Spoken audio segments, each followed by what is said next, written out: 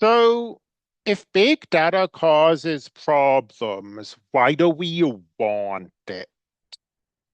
Maybe that seems like a silly question to you, but a lot of times when you hear about big data, it gets presented as kind of a matter of religious faith.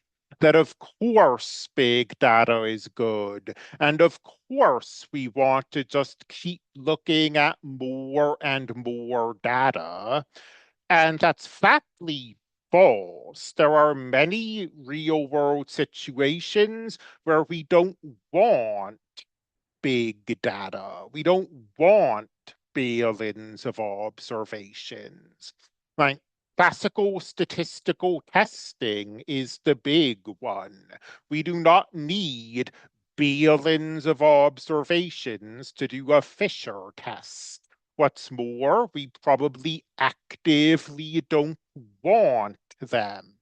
They're slowing everything down and making everything harder while not providing much in return. So, this is a question that needs to be asked. And there are very easy to understand use cases for big data. And I'm just going to go through a few of these. One of those use cases is when we have rare events. So think about credit card fraud. You are working at Visa or wherever, and you're trying to detect credit card fraud. So let's say 0.01% of credit card transactions are fraudulent. I mean, this is a rare event. And you're designing a machine learning algorithm to try to detect credit card fraud. And without going into the specifics of machine learning, let's say your machine learning algorithm needs to see 10,000 examples of fraudulent transactions before it learns to recognize the signs. So if it needs to see 10,000 fraudulent transactions in the wild and only 0.01 transactions are fraudulent, how many transactions does it need to see? Well, it needs to see about 100 million transactions. This requires big data. There's no helping it. Um, just the nature of the event you're looking at, the nature of how rare it is, requires you to have big data. Another example we might look at is if data is micro-segmented. Like think of a movie recommendation algorithm. So we want this movie recommendation algorithm to make predictions like the following. If a user gives positive reviews to at least three non-English action films, they're more likely to give a positive review to a fourth one, so the algorithm will recommend one. That makes sense. Well, in order to make this prediction, the algorithm needs to see a bunch of users who give positive reviews to at least three non-English action films.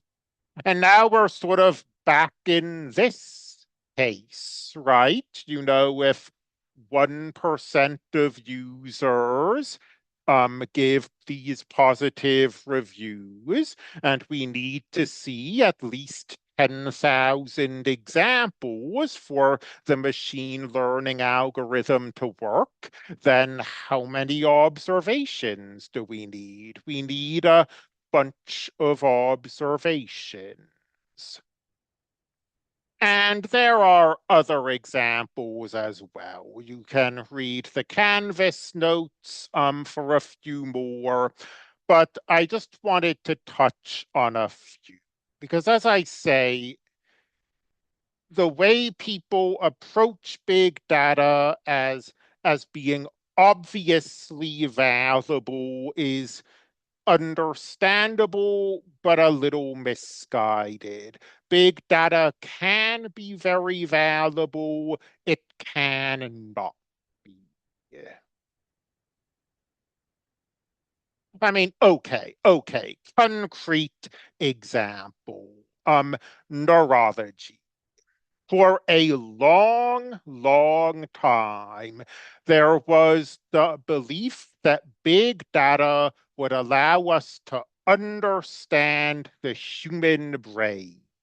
We don't yet, but we'll just keep acquiring more and more and more data, and eventually we'll have all the data about the brain. And once we have all the data about the brain, we'll be able to study it and understand it. Well, a decade ago now, two researchers published this paper. Could a neuroscientist understand a microprocessor? And they said, okay, neuroscientists have all of these techniques that they swear will let us understand the brain once we have enough data. Let's look at the video game Donkey Kong because we understand Donkey Kong perfectly. We know where we have the source code, all of the ones, all of the zeros, every logical statement, everything we could want to know about Donkey Kong, we know. We have all the data. So do any of these techniques actually work when we apply them to the video game Donkey Kong? And the answer ended up being not really, not so much. So I mean, we had, of course, have this entire field of science that was just banking on big data solving all of their problems. And it really looks now as if that was a red herring, as if big data is not what they need. What they need is just fundamentally different techniques. So, as I say, big data, useful sometimes, sometimes not. It's not a cult. Please don't treat it as if it's a cult. It's just a tool in our toolbox.